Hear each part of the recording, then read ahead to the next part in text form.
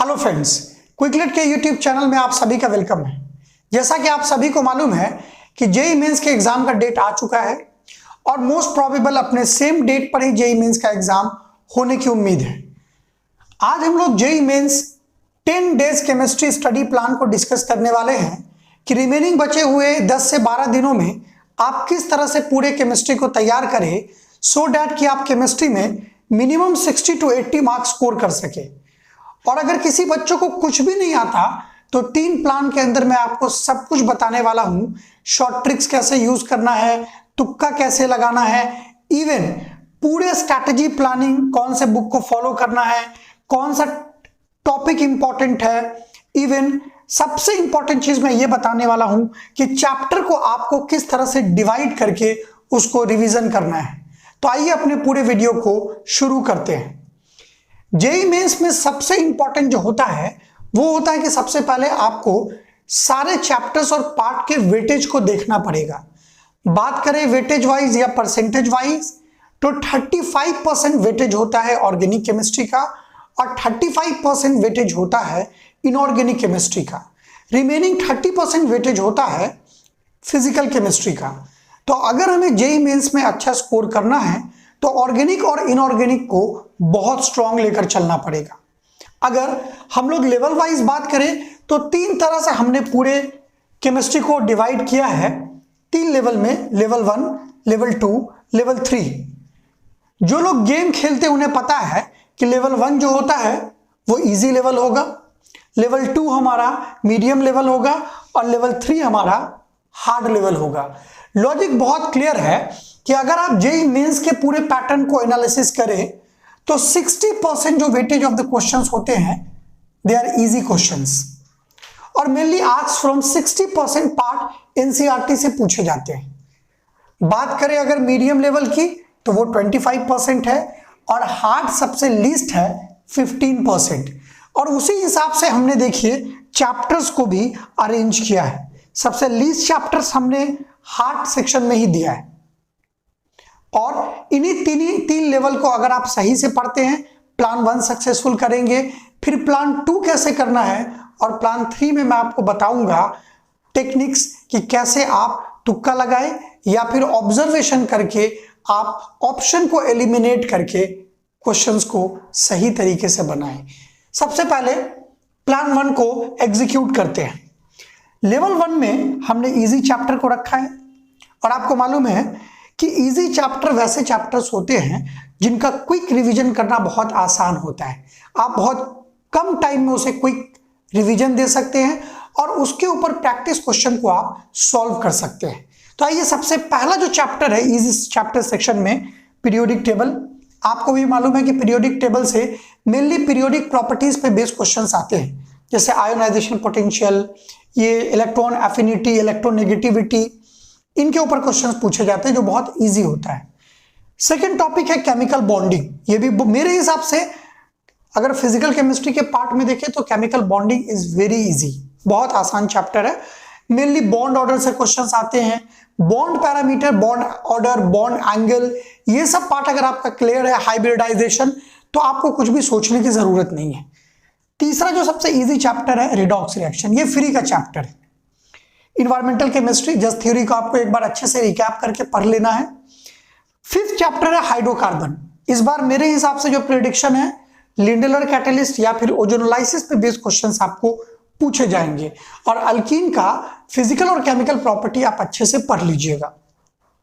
Solid state, again ये भी बहुत इंपॉर्टेंट चैप्टर है।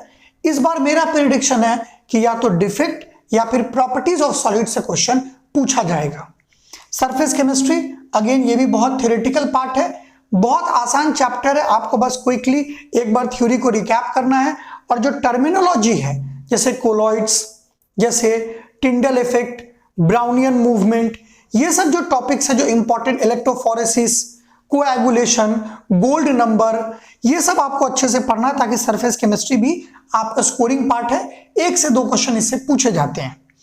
केमिस्ट्री इन एवरीडे लाइफ, अगर बात करें हलवा चैप्टर के टर्म में तो केमिस्ट्री इन एवरीडे लाइफ एकदम हलवा चैप्टर है, बस एक बार आप उसको पढ़ लीजिए। फ्री का चैप्टर है, स्कोरिंग चैप्टर है। और लास्ट में 9वां चैप्टर है पॉलीमर। 10वां आप बायोमोलिक्यूल्स को भी इजी सेक्शन में भी रख सकते हैं, क्योंकि ये बायोलॉजी वाले के लिए तो बहुत इजी है ही, जिनका केमिस्ट्री विद मैथ्स है उनके लिए भी ये बहुत इजी चैप्टर है। तो अगर ये इजी सेक्शन का 10 चैप्टर आप अच्छे से कर लेते हैं और मान लीजिए इससे 9 क्वेश्चन भी आते हैं, तो 36 से 40 नंबर आप बहुत इजीली स्कोर कर सकते हैं, और इनमें एरर होने का या मिस्टेक होने का भी चांसेस बहुत कम होता है। जो भी एक साल पूरा अगर जेईई मेंस को ध्यान में रख के तैयारी करे होंगे तो उन्हें पता है कि ये बहुत इजी पार्ट है, और सर ने बहुत अच्छे से कॉन्फ़िगरेट करके हमें बताया कि कैसे इसको प्रिपेयर करना है। एक वीडियो जो प्लान 2 में मैं लाऊंगा, उस वीडियो में हम लोग पूरा यही डिस्कस करेंगे कि कौन से चैप्टर से कौन सा टॉपिक पूछा जा सकता है और कैसे उसको इजीली किया जा सकता है। नेक्स्ट आते हैं लेवल 2, मीडियम लेवल, मतलब हमें अब लेवल को अप करना है। ठीक है, पहला राउंड गेम का हमारा खत्म हो गया। लेवल 2 ये बच्चों वाला था, अब आते हैं थोड़े बड़े वाले पे।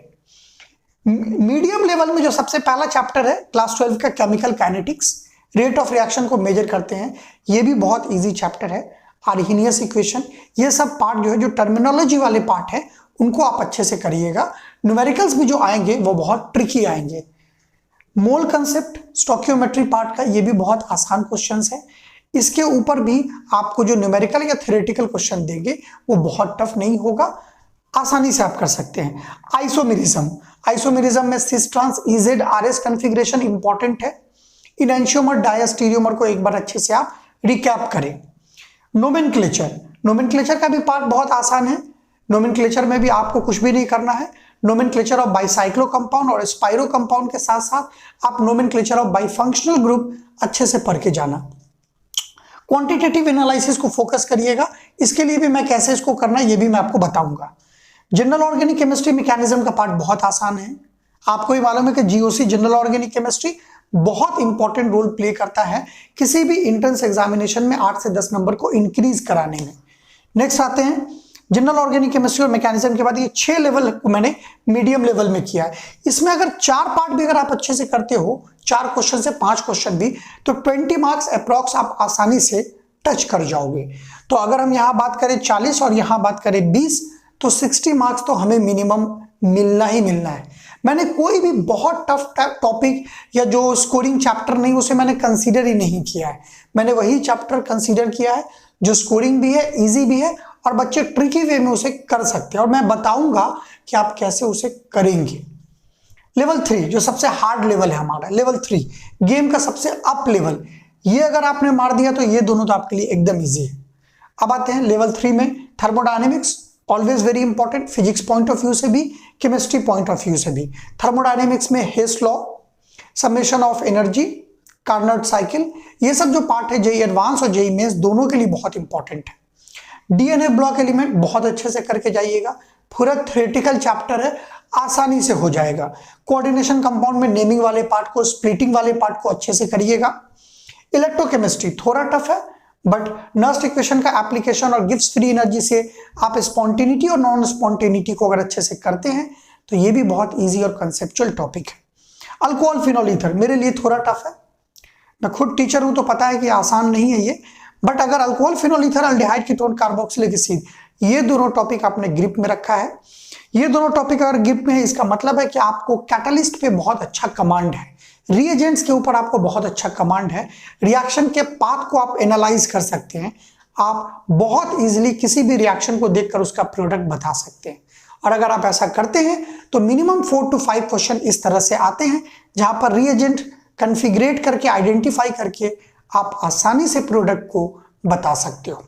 तो अगर इस पूरे तीनों लेवल को अगर आपने कर लिया है, लेवल 1, लेवल 2, लेवल 3, तो मिनिमम 80 मार्क्स आप आराम से जेईई मेंस में स्कोर कर दीजिएगा। और 80 मार्क्स आपको भी पता है कि कितना वैल्यूएबल होता है। अब हमसे बच्चे पूछेंगे कि सर ये तो आपने बताया लेवल 1 में कि इजी, टफ और इजीएस्ट टॉपिक या मीडियम टॉपिक या हार्ड टॉपिक क्या होते हैं उसको आपने सजा दिया, ये मेरे लिए थोड़ा हेल्पफुल होगा। अब अगर मेरे को अच्छे से और स्कोर को बूस्ट करना, तब हम क्या करें? मेरा बेस बहुत वीक है। तो देखिए, जिन लोगों का बेस बहुत वीक है या जो बहुत अच्छे से रिवीजन नहीं करे, उनको मैं 3 चीज सजेस्ट करूंगा। सबसे पहला चीज कि आप एक हैंडबुक लें। मार्केट में बहुत सारे हैंडबुक अवेलेबल हैं, मैं नाम और लिंक भी आपको नीचे दे दूंगा। आप केमिस्ट्री का अरिहंत का एक हैंडबुक आता है, हैंडबुक ऑफ केमिस्ट्री, वो आप परचेस करें। 200 रुपये में मेरे हिसाब से 200 या 250 में आ जाएंगे। और आप उसको एक हफ्ते भी अगर सही से रिवीजन कर लोगे ना, आपका थ्योरेटिकल सेक्शन और जो ट्रिकी वे है वो आपको इतना कंसेप्ट मिल जाएगा कि बहुत सारे क्वेश्चंस डायरेक्टली वहां से आ जाते हैं। सेकंड बहुत इंपॉर्टेंट चीज, दूसरा चीज मैं आपको बता रहा हूं, जो भी आपके पास नोट्स है, जो भी आपके पास खुद का लिखा हुआ स्टडी मटेरियल है, आप कंसेप्चुअली उसको एक बार रिवाइज्ड करें, क्योंकि अपना लिखा हुआ नोट्स 100 बुक के बराबर होता है। तो उसको एक बार अच्छे से आप जरूर पढ़ें, वो आपको बहुत हेल्प करेगा। तीसरा जो मैं आपको हेल्प करके दूंगा, हमारे पास केमिस्ट्री के बहुत सारे वॉल स्टिकर है, मैं आपको दिखाता हूं। इस तरह के सारे केमिस्ट्री को हमने एक पेज में लाया है, 12-18 के स्टिकर में। ये मैं आपको व्हाट्सअप करूंगा पीडीएफ फॉर्मेट में, फ्री ऑफ कॉस्ट। 1 रुपया भी आपको देना नहीं है। आप सिर्फ वीडियो के नीचे मेरा व्हाट्सअप नंबर है, उस पर आप मेरे को मैसेज करना। ये वॉल स्टिकर मेरे पास टोटल 35 चैप्टर्स के हैं।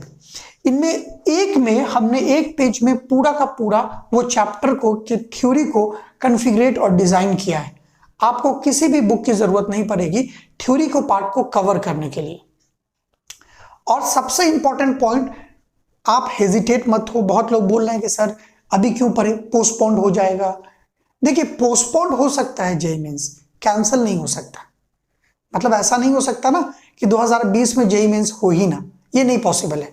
क्योंकि जो 16 लाख 15 लाख जो बच्चे इंजीनियर हर साल बनते हैं, और जो इंजीनियरिंग कॉलेज इंडिया में हजारों के तादाद में 60-70 हज़ार या 80 हज़ार इंजीनियरिंग कॉलेज है, उनका क्या होगा? उनके जो टीचर्स हैं, बहुत सारे लोग डिपेंडेंट होते हैं।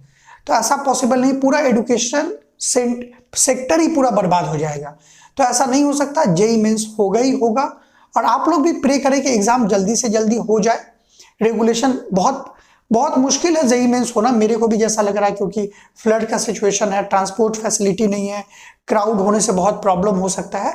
लेकिन मेरे हिसाब से सेंटर लोकेट किया गया, बहुत सारे सेंटर को इंक्रीज किया गया है, उस हिसाब से सेंटर के ऊपर भी प्रेशर कम होगा। और एग्जाम मेरे हिसाब से अगर सही से रेगुलेट किया जाए तो एग्जाम भी पीसफुली हो जाएगा। तो प्लीज एग्जाम होना ही होना है, आज हो 1 महीने बाद हो। आप इस ट्रिक को फॉलो करके प्लान 1 को पहले एग्जीक्यूट करिए और अगले दिन प्लान 2 के लिए वेट कीजिए, जहां पर मैं आपको कौन सा टॉपिक में कौन सा पॉइंट इंपॉर्टेंट है और कैसे उसे पढ़ा जाए, इसके ऊपर हम डिस्कस करेंगे। हमारे वीडियो को और लोगों तक पहुंचाएं और केमिस्ट्री के इस पूरे 10 डेज प्लान वीडियो को सक्सेसफुल बनाइए। Thank you very much.